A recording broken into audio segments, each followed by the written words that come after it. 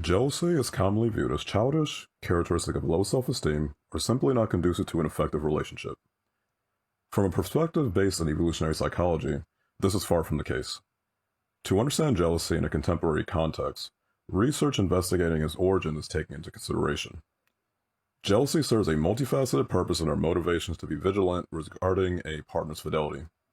These motivations may lead us to acts ranging anywhere from leaving behind a pair of underwear at a significant other's apartment to engaging in a full-on brawl. Humans have a vested interest in providing for their own offspring, and as human females have an internal fertilization process, they always know that a child is partially theirs. Males, on the other hand, aren't so lucky.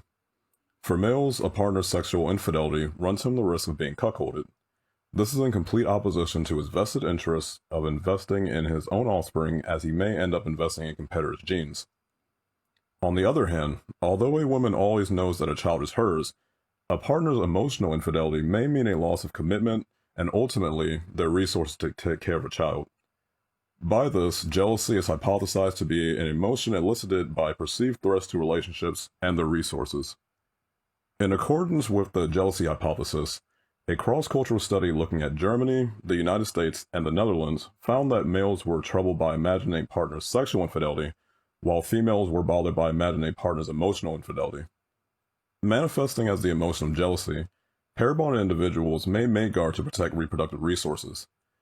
David Buss hypothesized that mate guarding evolved for two reasons: to deter partners from switching mates, e.g. higher status mates, and hinder the success of mate poachers, the goal of mate poachers being to persuade a party in a pre-existing pair bond to engage in sexual acts. This is bolstered by more than 80% of females and males reporting either a previous partner or themselves being the target of a mate poacher. The purpose of this article is to examine male and female mate guarding, as well as female aversion to mate guarding in the context of good gene sexual selection theory, the sperm retention hypothesis, and the mate switching hypothesis. Good gene sexual selection theory. Good gene sexual selection theory emphasizes female mate choice during the fertile phase with implications in when males are prone to mate guard. In human reproduction, variants by genetic material that offspring receive by progenitors may hinder or facilitate their reproductive success. Due to these reproductive pressures, mating with individuals displaying traits characteristic of reproductive success provides reproductive advantages to offspring. In long-term relationships, a male's willingness to provide as well as his genetic material constitute his value to the female. However, females during the fertile period are more attracted to indicators of good genes such as muscularity, social dominance, and, in particular, males who are less faithful. Furthermore, females pair bonded to males not possessing traits found attractive during the fertile period had a heightened interest in other males. A short-term, long-term mating dichotomy, i.e. dalliances versus committed relationships, may exist as an evolutionary adaptation to guide female mating practices towards males with optimal genetic material. Men will be successful as long-term or short-term mates insofar as their ability to satiate female preferences throughout their fertility cycle. In other words, males possessing less optimal genetic material are predisposed to taking on a long-term mating strategy, whilst those with optimal genetic material would take on a short-term mating strategy. As short-term males appear more attractive than long-term males to females, a ramification may be variances in behavior to heighten chances of reproductive success. For example, due to short-term males being attractive, they may gain sexual access to multiple women. However, long-term males would need to provide benefits such as provisioning to gain sexual access. As women can only conceive during 20% of their fertility cycle, shifts occur in attraction to facilitate reproducing with males possessing optimal genes, in turn producing offspring with a heightened reproductive advantage. This hormonally driven tendency in females is indicative of natural selection for those who choose mates with optimal genes. Unlike other species that display overt signs of ovulation, such as baboons during estrus, women have a concealed form, an indicator of which is heightened attractiveness. Concealed ovulation may serve to facilitate sexual acts outside a primary pair bond, short-term mating, while maintaining provisioning from a primary pair bond, long-term mating. An infidelity rate of 20% and 50% in the United States further bolsters this hypothesis. However, an alternative hypothesis to this mating dichotomy is that environmental factors such as a heightened level of pathogens drives females to prioritize good genes. Moreover, the major histocompatibility complex, or MHC for short, consists of varying genes serving to tell what is a pathogen and what is the body. MHC alleles vary among individuals, and possession of an identical MHC is improbable.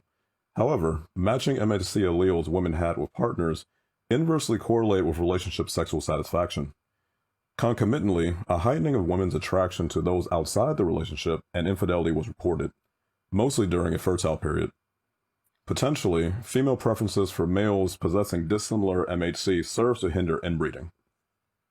Sperm retention hypothesis.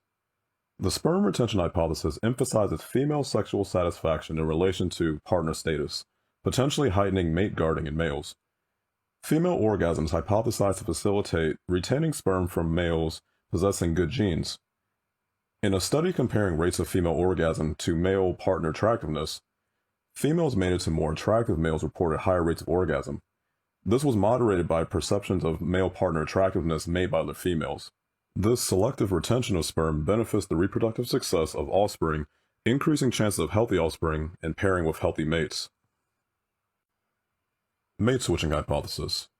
The mate switching hypothesis explains that, primarily, humans evolved to switch mates instead of staying within the confines of monogamy. Predominantly focusing on female mating tendencies, factors such as relationship costs and benefits, fluctuations in partner and own mate value, and alternative mates displaying interest are a focus. These factors may lead to male mate guarding and female aversion to it. Successful mate switching would require cognitive adaptations to access mate value as respective to all parties involved, i.e. extant partners, their own, and prospective partners. Potentially due to these cognitive adaptations, it's hypothesized that a heightening of mate value in females will be inversely correlated with emotional satisfaction of extant partners. Concomitantly, a heightening in mate guarding aversion, acquiring backup mates, initiation of relationships with males of higher mate value, and ultimately dissolution of the primary relationship may occur. Colloquially phrased as keeping one foot out of the door, the inclination to assess mates may persist regardless of relationship type. Similarly, Davies and Shackelford hypothesized for mate poachers to succeed, they must possess reproductive resources, e.g. attractiveness and affluence, surpassing that of the target's extant partner. Like the mate switching hypothesis, a cause-benefit analysis is emphasized. This was also in accordance with a finding that females and males report less satisfaction with extant relationships following exposure to individuals of the opposite sex displaying higher mate value. By women's responses, there was a positive correlation between the amount of reproductive resources a poacher must possess to be successful and extant relationship commitment. In other words, it would be harder to poach someone married versus dating. However, reproductive resources required to poach a cohabiting target were the same as those in a long-term relationship.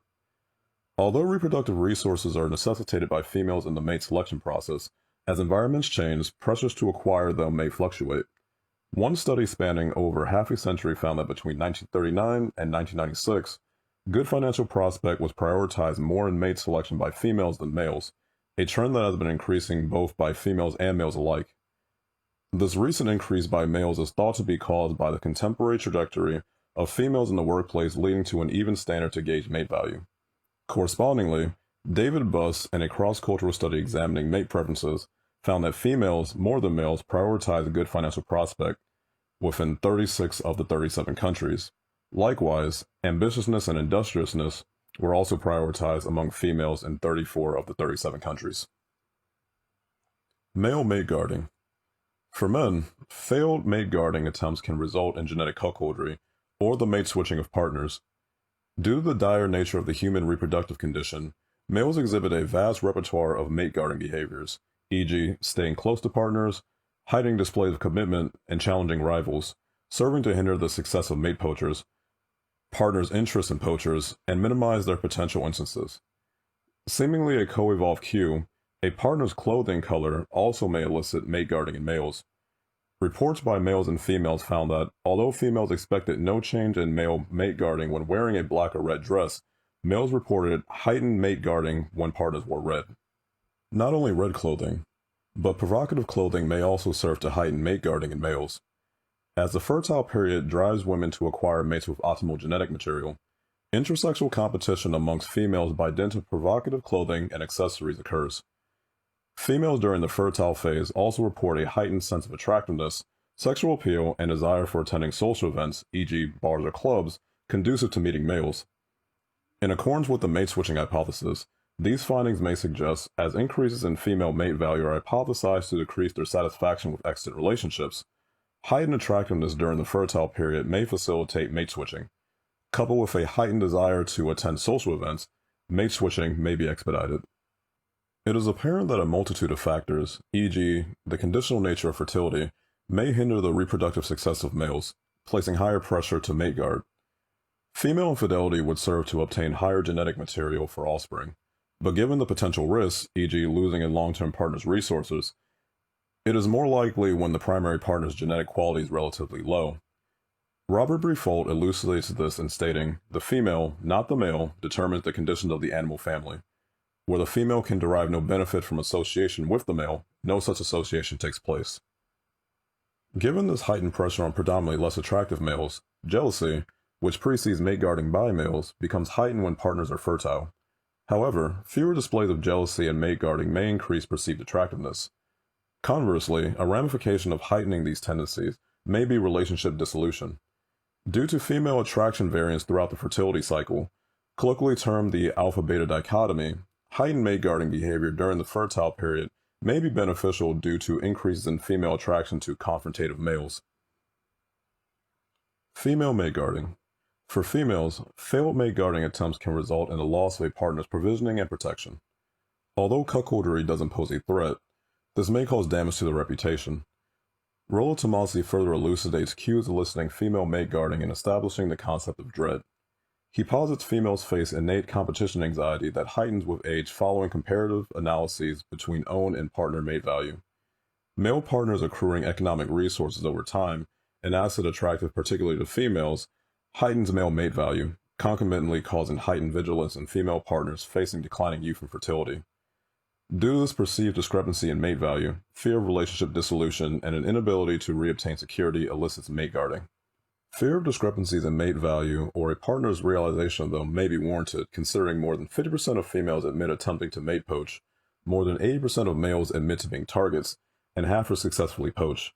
Furthermore, male pheromones heighten fertility, implications being males become more attracted as fertility heightens female attractiveness. This conditionally heightened fertility, leading to a heightened sense of attractiveness and attraction to males with good genes,